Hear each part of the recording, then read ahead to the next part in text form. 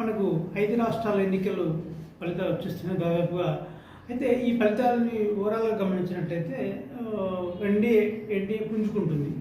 NDA ఎందుకు పుంజుకుంటుందంటే గత parliament election చూసినప్పుడైతే ఎన్డీఏకు వచ్చినటువంటి ఆధిక్యతను బట్టి చూసుకున్నా, లేదంటే ఇప్పుడు అసలు అధికారంలో లేనటువంటి వెస్ట్ బెంగాల్, అధికారంలో అసలు ఒక సీటు కూడా లేనటువంటి తమిళనాడు, ఒక సీటు కూడా లేనటువంటి కేరళ, అట్లా అవన్నీ మనం క్యాలిక్యులేషన్ చేస్తే దాదాపుగా అన్ని రాష్ట్రాల్లో కూడా పుంజుకుంటుంది. అంటే ఇండియా కూటమి ఇంకా బీటలు వారిపోతుంది దేశంలో. మరి ఎందుకంటే మరి వాళ్ళు ఆలోచించుకోవాల్సిన కాంగ్రెస్ పార్టీ ప్లస్ ఇతర కూటమి అందరూ కలిసి ఆలోచించిన విషయం ఏంటంటే ఇది చాలా పెద్ద ఇది. ఎందుకంటే ఇప్పుడు బీజేపీ పుంజుకోవడం అంటే అర్థమైంది వీళ్ళందరికీ వెనకబడినట్టే కదా. అసలు వెస్ట్ బెంగాల్లో దాదాపుగా నాకు తెలిసి ఒక 10 సంవత్సరాల కింద తీసుకుంటే ఒకటే సీటు 2 సీట్లు ఉన్నట్టు గుర్తున్నాను ఇది వెస్ట్ బెంగాల్లో.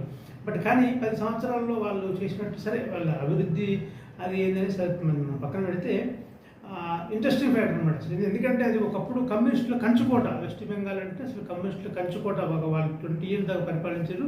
సరే ఏది 20 ఇయర్స్ పరిపాలించినటువంటి కమ్యూనిస్టులు ఉన్నటువంటి వ్యతిరేకతని అది ఎన్కాష్ చేసుకొని ఆ తర్వాత తృణమూల్ కాంగ్రెస్ పార్టీ వచ్చి ఆమె ఒక 10 సంవత్సరాలు పరిపాలించి 15 సంవత్సరాలు పరిపాలించింది. ఇంత మాటలు కాదు, విజయం కాదు.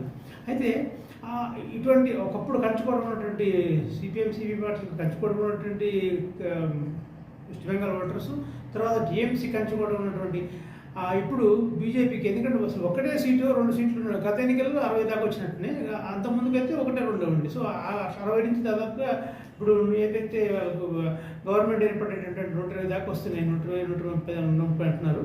చూద్దాం అయితే. బట్ ఏదైనా ప్రభుత్వం ఏర్పడేటువంటి సంఖ్య అయితే వచ్చి కనిపిస్తుంది. బట్ అంటే ఎంత పుంజుకుందంటే ఒక వెస్ట్ బెంగాల్ కాదు, ఈవెన్ తమిళనాడులో కూడా. అసలు తమిళనాడులో బీజేపీ పార్టీ ఏంటంటే అక్కడ ఏఐడిఏకి వాళ్ళ పొత్తుతో కావచ్చు, సరే ఏదైనా పట్టుకొని అక్కడ కొంత ఫ్యాక్టరీ అనిపిస్తుంది నాకు. అయితే ఈ విధంగా దాదాపుగా ఇంకా పుంజుకుంటుంది కాబట్టి కాంగ్రెస్ పార్టీ ఇతర కూటమి ఖచ్చితంగా ఆలోచించాల్సిన విషయం. ఎందుకంటే బీజేపీ పెరిగినప్పుడు డెఫినెట్గా మరి వీళ్ళకి ఏదో ప్రాబ్లం కాబట్టి.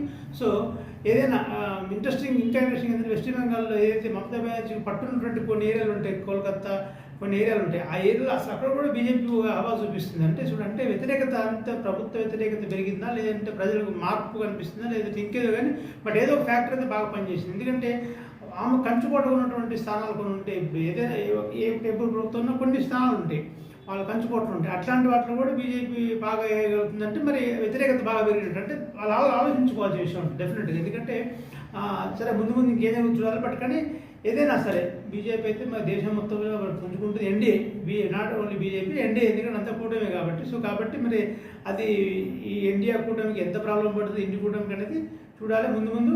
బట్ ఏదైనా కొంత ఇంట్రెస్టింగ్ ఫ్యాక్టర్ అయితే నడుస్తుంది దేశంలో. ఇది ఇట్లే సాగుతుంది. మరి ఎక్కడ దాకా